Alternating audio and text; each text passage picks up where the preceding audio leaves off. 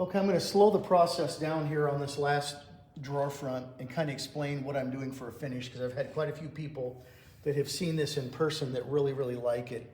It's something new for me. I just experimented and kind of figured this out. I don't know if people do this online or not, but I burned the wood, and you've seen that in the videos there. I'm just taking a torch and I'm burning the wood pretty dark, charring it. And the faster you can burn that wood, the better off it is. The rest of the wood doesn't heat up as bad. One of the big negatives of this type of finishing for me is the wood wants to warp and twist. So you have to kind of plan that. And if you have wood that's glued together, this will break your glue joints. So there's all kinds of issues with this. But I really like the finish, the way that it's coming out. Gives it kind of a country cabin, rustic look, nice feel. So first step was burn the wood to whatever desired char you want. Then I'm using a Minwax. It's going to be one of the same stains I'm using on the floor, but it doesn't look anything like it when it's on there. It's a semi-transparent classic gray, number 271, excuse me, Minwax oil-based finish or stain. And I'm rubbing that onto the wood. I brush that finish, that char off with just a stiff bristle brush, and I leave some of that char on there.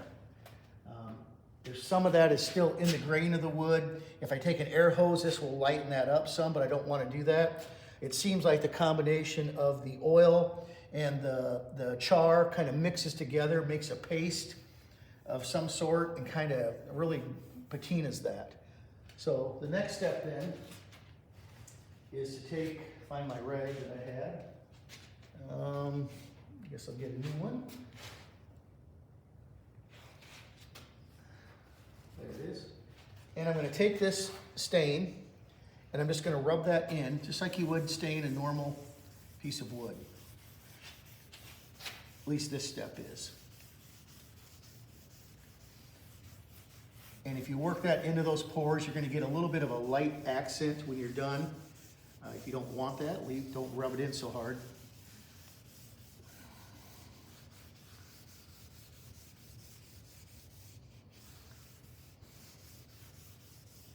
And I'm more of a craftsman mission style guy.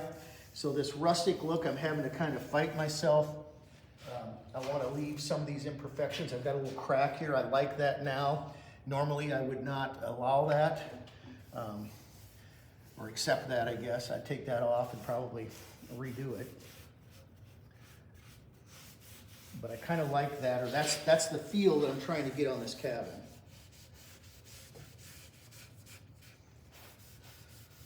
Okay.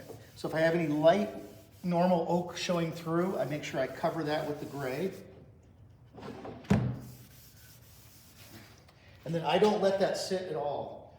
I go straight from there to a clean paper towel and I rub this out. And I guess the best way to explain it is I try to rub as much of that gray stain off as I can get. So as I start rubbing that, it starts to patina, it starts to work in, and I really like the finish of it. So I'm trying to scrub as much of that gray off as I can get off. Almost think like you made a mistake and you're trying to get rid of it.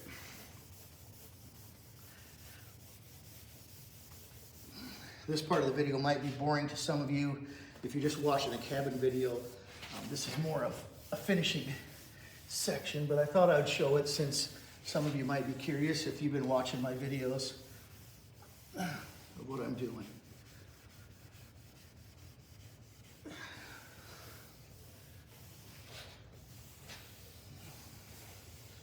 I don't know if that shows on video or not, but it's a little bit unique. It's not black, but you could call it black. I guess that's probably the best way to say that. Gives it kind of a blue-gray tone, but then you look at it from a different angle, and then you say, well, that's black. And that's kind of what I was looking for. Okay. So that's the finishing, and now after that is done, I'll just use a cut blend of polyurethane. I really like this finish, but it's not, I don't think that's durable enough. So I'm gonna put a top coat of polyurethane. I think this one already has a coat of poly on it on the top, if you can see it in the video. And then I'm gonna buff that out with some wax and bring that shine back down to that matte finish. I'll show that when I get all the cabinets put together. But that is the finishing process. Okay, the next step in the finishing process after the stain is dried, I let the stain dry 4 hours or overnight. And now I'm just gonna use a polyurethane that I've cut with mineral spirits, maybe 50-50, somewhere in there. The ratio's not that important to me. And I just wipe that on. I always try to wipe with the grain, or I'll get a coat on here to start. And just get it covered. Thin coats are always better when you're putting finish on. I went to a finishing seminar one time years ago, and the guy came out and he said 2 things. Put your finish on thin, let it have time to cure properly, and he said that's it. And then he went into some more detail, but he said it's really that simple. Whatever finish you decide to use, put it on thin, give it proper time to cure. All right, so I don't know if this is gonna work out the best. Just got my under sink cabinet here, and I thought I was just gonna do the front, but I see I've got some on the base frame already, so I guess we're gonna do the whole thing.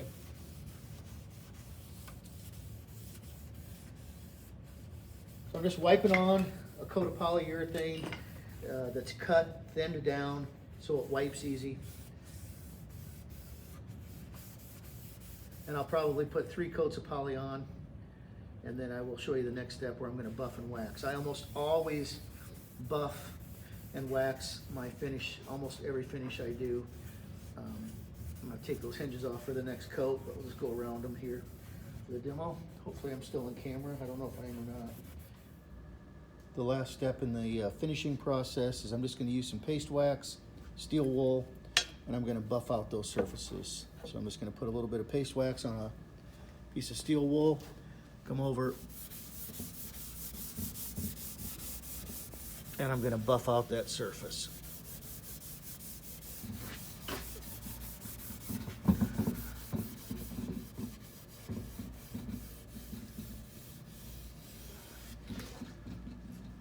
I'll let that dry a minute, rebuff it, and that will be the end. We'll show you that here in just a second. Okay, so that's all buffed out. Just gonna take a paper towel, wipe it down. And as you can see here, that's the surface. That's the surface I'm looking for right there.